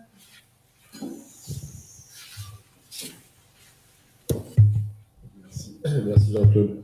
Je vérifiais que l'initiative de la loi, selon l'article 39 de la Constitution, c'est le Premier ministre qui propose, qu'ils ont fait des projets de loi, voilà. Et ensuite les membres du Parlement, et donc Parlement, Assemblée et Sénat, font, eux, en effet, des propositions de loi. Hein, les projets de loi viennent du gouvernement. Ça, on ira vérifier le pourcentage, mais c'est important. Je suis d'accord aussi sur la retraite. Moi, j'ai été patron. Pendant 10 ans, j'ai payé des salaires. Quand je donnais 100 € à un employé, je donnais 100 € à l'État, à peu près. Dans ces 100 € à l'État, il y a de la retraite, du chômage et de la santé. Et en fait, c'est un crédit que prend mon employé. Il a le droit, plus tard, de demander son droit à la retraite, son droit au chômage ou son droit à la santé. Et beaucoup de gens, malheureusement, ne l'utilisent pas. Et donc, c'est des cotisations à fond perdu pour beaucoup d'entreprises. Je reviens sur le projet de société. Il me semble fondamental, en effet, de comprendre qu'on arrive à un essoufflement du projet de société actuel, de ce libéralisme, néolibéralisme, et que beaucoup de gens ont envie d'écrire un nouveau projet de société. Je séparerai aussi les nouvelles règles démocratiques, au sens de la prise de décision. Donc je pense que les collectifs citoyens ont besoin de travailler tous ensemble sur écrire de nouvelles règles démocratiques, comme ça a toujours été fait depuis la nuit des temps. Régulièrement, les populations se réveillent et se disent « Non, là, il y a trop d'abus.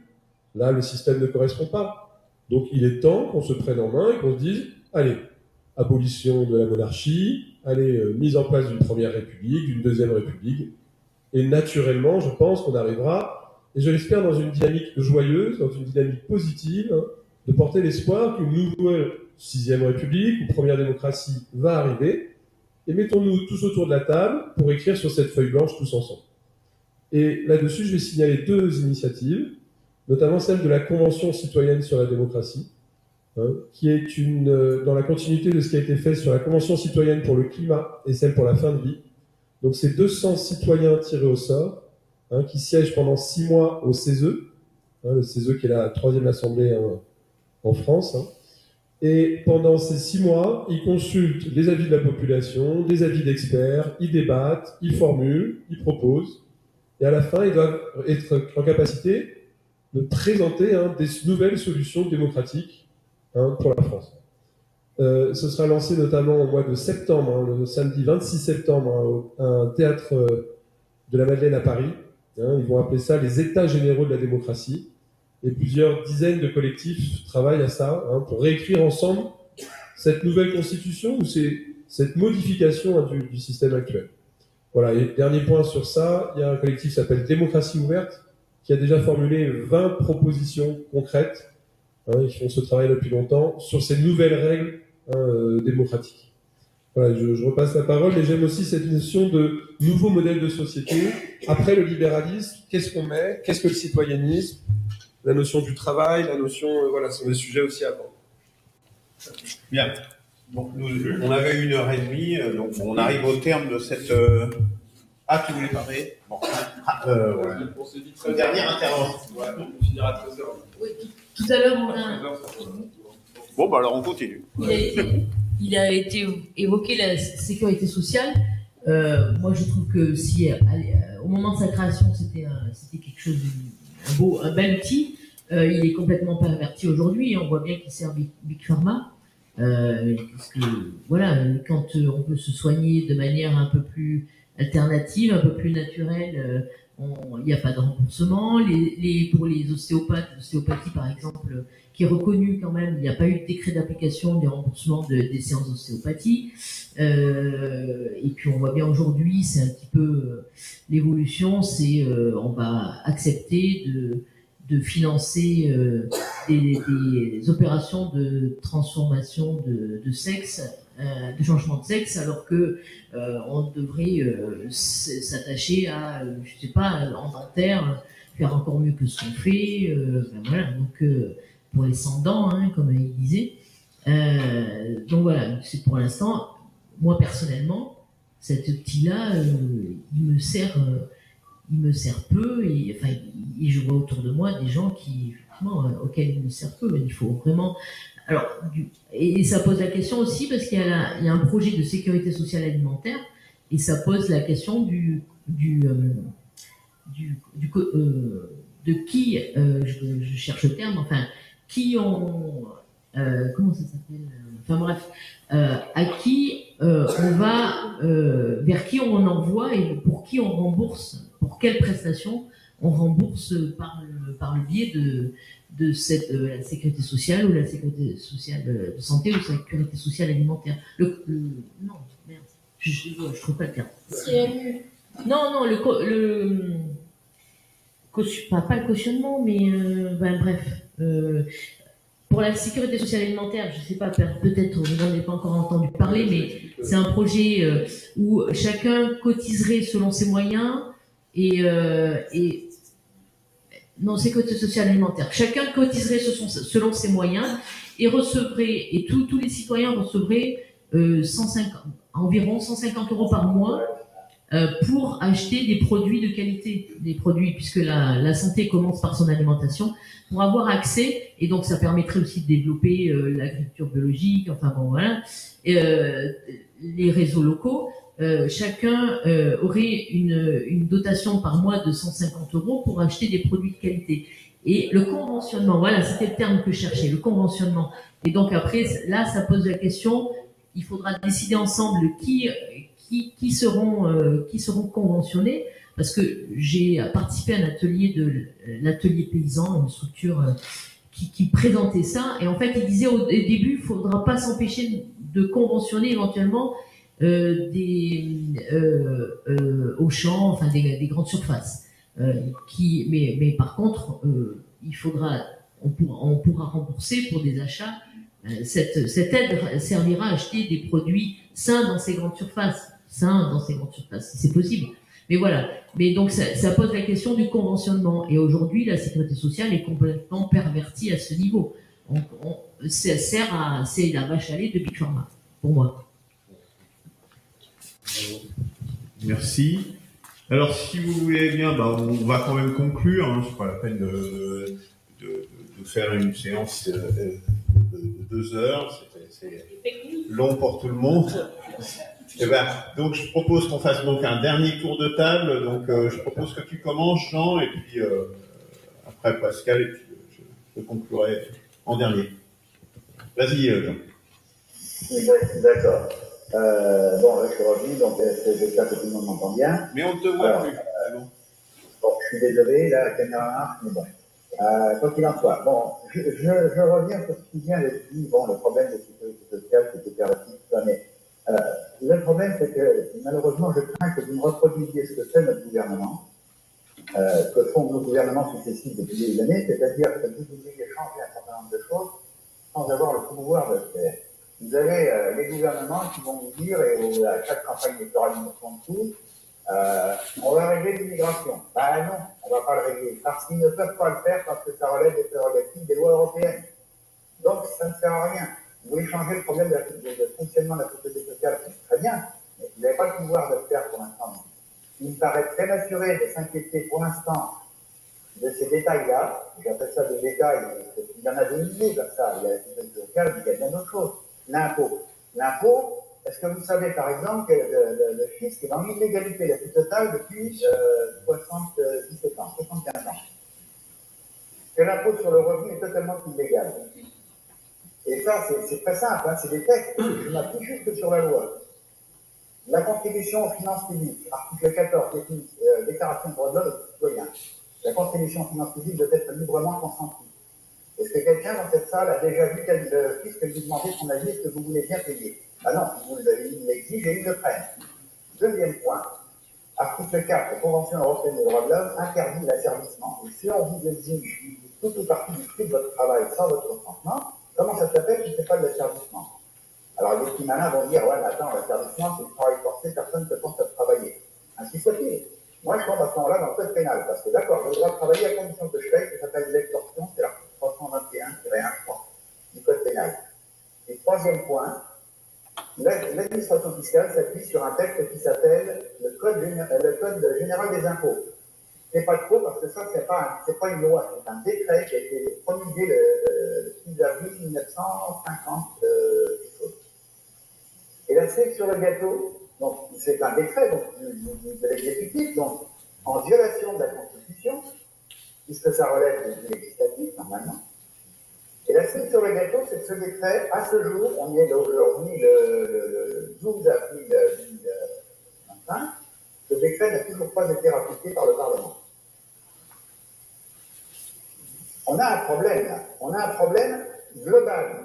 Avant de commencer à s'inquiéter, à mon avis, d'aller régler les problèmes pour les réseaux de santé, les réseaux routiers, les réseaux de possibilités, peut-être qu'il faudrait commencer par remettre le pouvoir à sa place, qui doit être au service du citoyen et pas l'inverse, que la loi revienne et qu'il soit décidé par les citoyens. C'est-à-dire que, comme je disais tout à l'heure, on établit une loi pour protéger tout le monde, c'est-à-dire qu'on fait des lois que s'il y a besoin d'en faire, parce qu'il y a des gens qui veulent utiliser d'autres règles que celles qui sont définies dans notre société qui forme la nation française. Et les autres qui ont dit, bah, non, moi je voudrais faire comme ça. Ben non, c'est pas grave, c'est la loi, on décide une loi, tout ça. Et il faut commencer donc à envisager de créer une constitution et d'établir les règles du pouvoir. Qui a le pouvoir, quel niveau, que ce soit au niveau municipal, que ce soit au niveau départemental, éventuellement régional, encore que la région n'a pas nécessairement sa raison d'être, à part une économie d'échelle à certains points, ou au niveau national. C'est vrai que les problèmes de défense, ça relève du niveau national. Maintenant, les problèmes routiers, ça peut relever selon le type de route, soit du niveau national parce que les autoroutes, les grands réseaux, mais ça peut relever que du niveau municipal, que du niveau communal. Qui fait quoi? Qui contrôle qui après? Parce que là encore, on a toujours le problème, c'est que si ces règles sont écrites par les gens qui sont au pouvoir, ils ne vont évidemment pas faire des règles qui soient complètement pour eux. Ça me paraît l'évidence. Donc il faut que ce soit nous qui établissions ces règles. La question, donc le débat doit avoir lieu, et quand je dis débat, là aussi c'est pareil, le sens des mots. Qui a déjà vu un débat, un vrai débat depuis 20 ans? Moi je peux vous dire personne. Tout ce que nous avons vu, c'est des joutes oratoires. Parce que ce n'est pas des gens qui viennent essayer de débattre pour faire évoluer un sujet, ils viennent faire valoir leur point. Le débat, une première définition, dictionnaire, la route 96. Discussion parfois modérée entre personnes d'avis différents. Alors à ce moment-là, il faut se poser la question, comment est-ce qu'on se forge une opinion? Ben, c'est tout au long de sa vie. C'est d'abord l'éducation qu'on a reçue de ses parents, puisqu'on a appris à l'école primaire, puis secondaire, quelles que soient les études supérieures, les grandes écoles, etc. C'est les voyages que vous avez faits, c'est les gens que vous avez rencontrés, les livres que vous avez lus, l'opéra que vous avez voir. C'est tout ça qui fait que chacun va avoir une opinion sur tel ou tel sujet. Je fais un débat avec eux, et puis on débat sur un thème, déjà, c'est pas 50 thèmes, c'est un thème. Et puis sur un point donné, lui va me dire A, B, C. Et là, je vais me dire, waouh, B, si ce qu'il dit est avéré, moi je ne savais pas, ça change ma perspective. Je vais peut-être devoir valider son point, etc.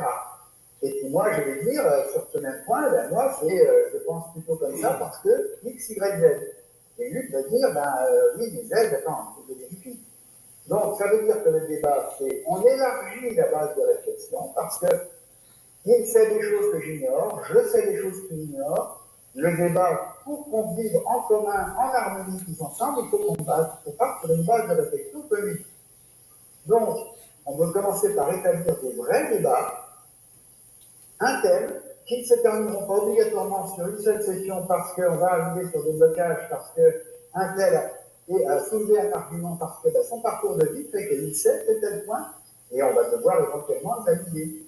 Si les débats sont publics, en plus, ça va être intéressant, parce que de toute façon, on sait qu'il y aura toujours des gens de mauvaise foi dans tous les débats, il y en a toujours eu, sauf que là, ça va se voir.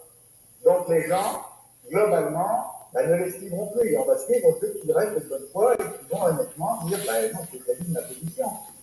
Et ça, on peut très, très facilement le faire. Et alors, je ne sais pas si point précisé pendant que j'ai expliqué, mais bon, il y a le problème des valeurs morales. Il ne peut pas y avoir de démocratie toutefois s'il n'y a pas de vertu. Ça, si on est dans un système où les gens se permettent des petits écarts, il ne faut pas s'étonner si les gens qui sont au pouvoir en font des beaucoup plus grands. Et le fait qu'ils en fassent des beaucoup plus grands ne justifie pas qu'on fasse des petits.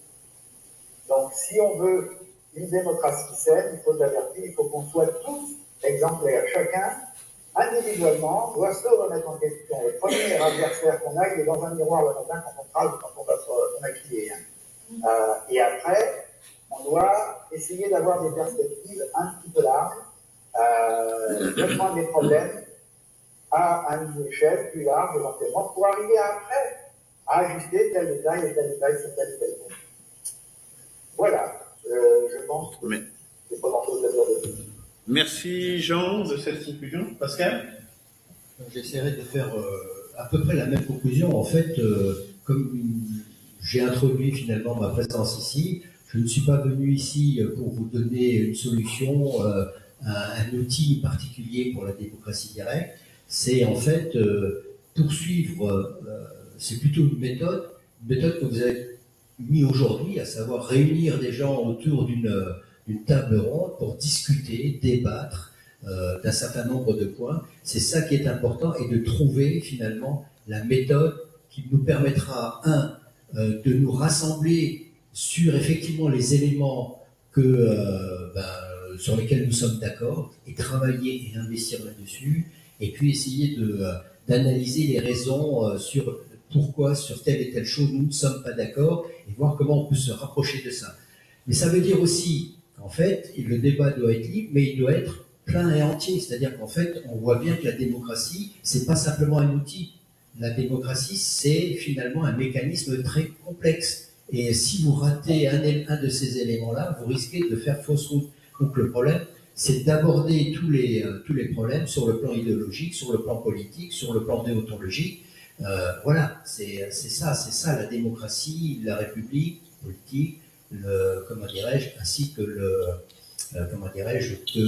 modèle de société qui est le cadre idéologique dans lequel vous pensez que la nation va pouvoir fonctionner correctement. Et il faut mettre, effectivement, vous avez raison, en cause les vieux concepts pour en trouver d'autres. Il y a d'autres voies que ceux que l'on a, et puis ceux que l'on a pratiqués depuis toujours, finalement, ils ont évolué parce que la complexité de la société a évolué.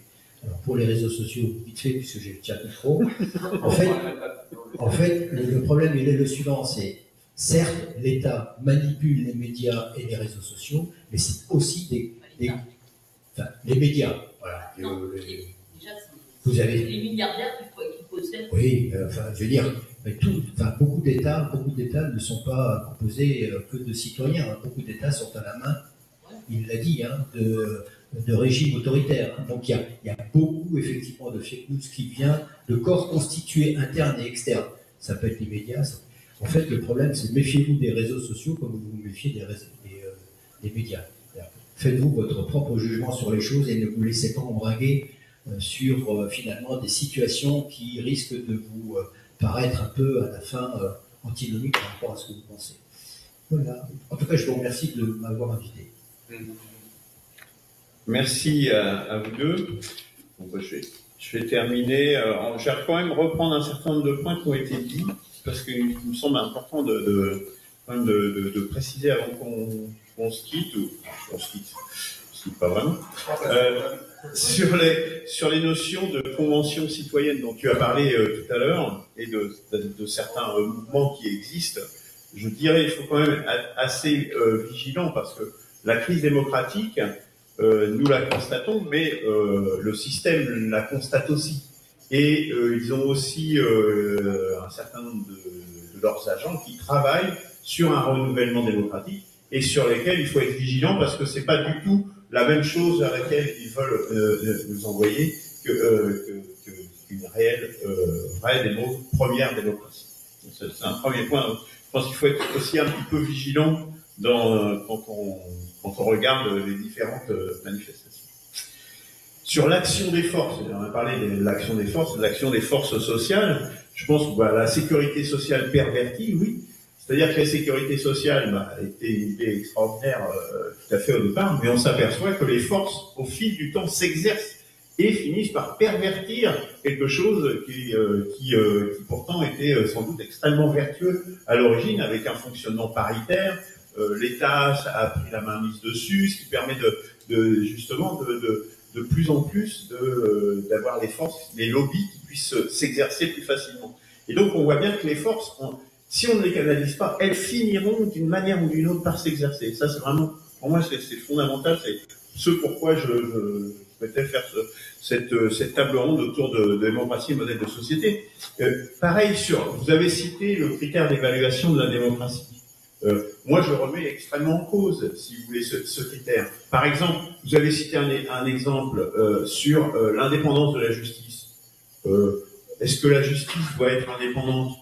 Moi, je ne suis pas du tout certain que ça soit une bonne chose, et que ça soit une bonne chose pour la démocratie. La démocratie, la justice, au contraire, elle doit s'exercer y compris dans la justice, mais en premier lieu dans la justice. Nous, dans ce qu'on a proposé, par exemple, c'est généralisation des tribunaux populaires. C'est-à-dire, c'est pas des juges professionnels qui vont décider si ça c'est bien ou pas. Hein. C'est aussi un outil d'expression de la démocratie directe au travers de l'exercice quotidien de la justice.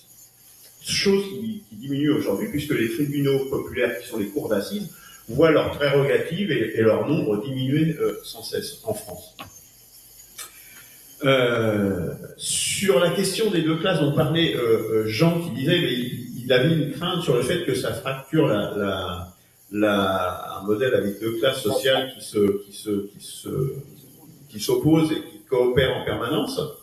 Il disait qu'il avait peur que c'est pour la cohésion de la nation. Moi, je dirais pour moi c'est exactement le contraire. C'est-à-dire que c'est la première fois que justement la nation, la fraternité, donc ce